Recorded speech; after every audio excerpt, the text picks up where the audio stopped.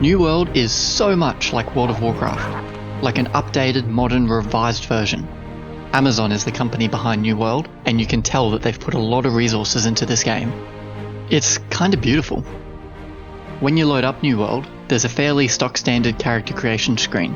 You can mix and match some pretty bizarre combinations, but there's not really a whole lot of customization available. Once you have a character, you're thrown into a nice little tutorial. I really like this. It only takes a minute or two, and it does a great job of introducing the combat system.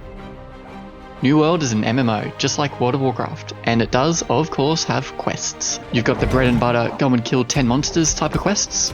You've got exploration quests. You'll be sent to collect certain items. You'll have to go and kill specific named mobs. And of course, there's everyone's favourite, Take my report to Constable Misha. delivery quests, that send you running all the way across the zone. It's an unpleasant task.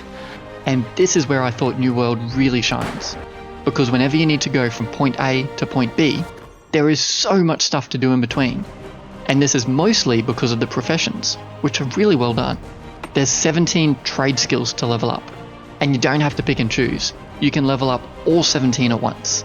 So whenever you're out in the world, you'll be on the lookout for resources to gather. There's trees to chop, rocks to mine, herbs to gather, animals to skin, fish to catch. And it feels so good, because everything you collect, you can use to make your character stronger. When you get back to town, you can smelt your ore, chop your wood, cure your hides, weave your fibers, chisel your stone. Then you can craft yourself new weapons, new tools, new armor. You can make arrows for your bow, bullets for your musket. You can brew potions, cook food. You can make dyes to color your clothing. And you can even make furniture for your house. It's very rewarding, and the professions actually feel pretty worthwhile. So let's talk about gameplay. There's no classes in New World.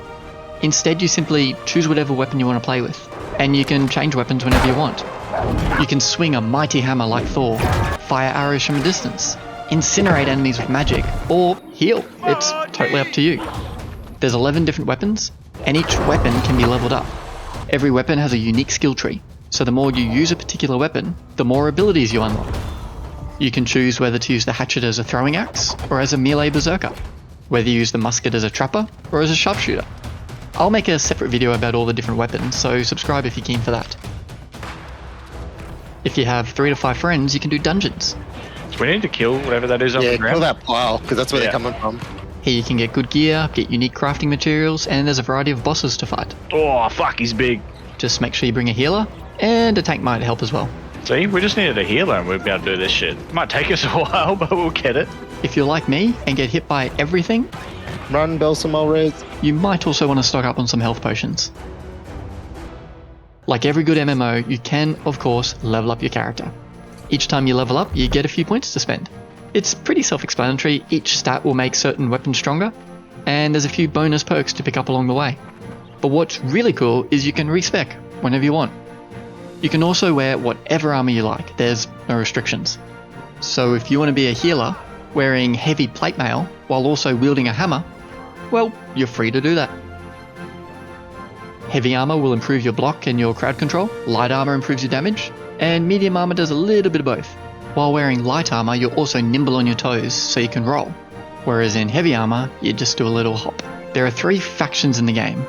This is sort of like being Alliance or Horde in World of Warcraft. The Marauders, A community of warriors who believe in self-improvement. the Syndicate, We believe in facts and science. and the Covenant. In a world beset by darkness, we are the light. In New World, PvP works just like War Mode in World of Warcraft. You can toggle PvP on and off whenever you're in a town. There's PvP quests you can do. These will send you out into a hostile area to encourage world PvP. And there's also a fort in each zone. These can be captured at any time. It's basically a perpetual game of control the point. Whichever faction controls the fort gets increased XP and other perks for all faction members right across the zone. You'll need to join the same faction as your mates. Otherwise, you won't be able to be in the same guild and you won't be able to do PvP together. The world is split into separate zones. These are called territories, and each territory can be controlled by a faction. So there are some PvP systems in place that let factions fight over control of each territory. The guild that controls the zone gets to set the taxes, they can upgrade the town. I mentioned guilds a bit earlier. In New World, they're called companies. and they're much the same as guilds or clans or whatever you want to call it in any other game. When you go to a town, you'll see the banners and flags representing the controlling company. So that's pretty cool. It lets you see who the top dog is in each area. Now while we're talking about the world, there are fast travel points all around the place. These are called spirit shrines, and there's one in every town. You have to spend a resource called Azoth to fast travel. And you get Azoth just by doing quests, so it's pretty simple to get.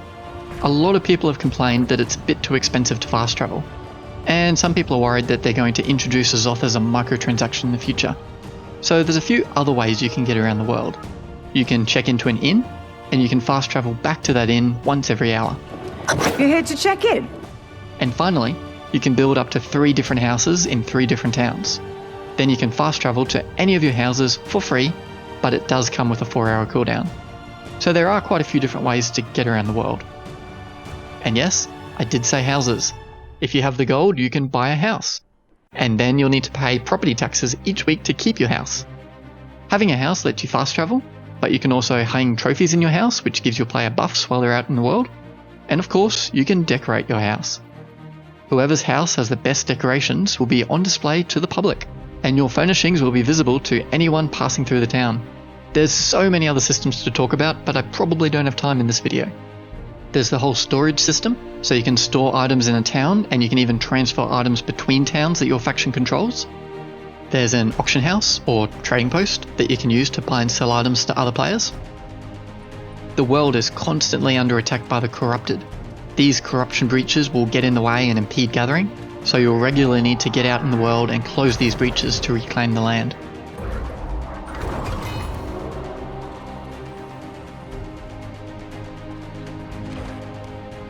Now we don't know much about the endgame at the moment, but so far the early game of New World is super fun. The questing, exploration, gathering and leveling all brings back feelings similar to how World of Warcraft felt back in 2006, so I have high hopes. But whether or not New World has staying power is probably going to depend on what the endgame content looks like, and on how they decide to monetize the game going forward. It would be great if you could let me know in a comment whether you'd like to see more videos on New World, or if you'd rather that I just stick to World of Warcraft. Let me know. Don't forget to subscribe, and I'll see you next time. Here's a bit of bonus footage I recorded. I thought this might help to give you a bit of a feel for the game. Here I'm doing one of the very early quests. Basically I've been sent out into the bush to set up a camp and to kill a few wolves. So here I'm chopping down some trees to get the wood I need to set up a camp.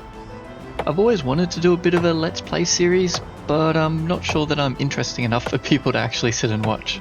So here's like a 30-second trial run. Let me know if you absolutely hate it. Now I'm gonna start heading towards the wolf den, but you can't set up a camp near a landmark. So I turn back around and run towards the road. You can see everyone else has set up a camp here too. So let's find a flattish bit of land. And now we can start building a camp.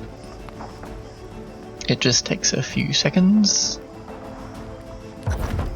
Putting down a camp basically sets a respawn point, so if we die, we don't have to run all the way back. Okay, let's go kill some wolves. Oop, there's another guy. Let's help him out, I guess. I really like how much this game actually feels like an MMO, with other people bumbling around the world doing their own thing. Now let's pull this wolf here with a musket, and let's get our sword out.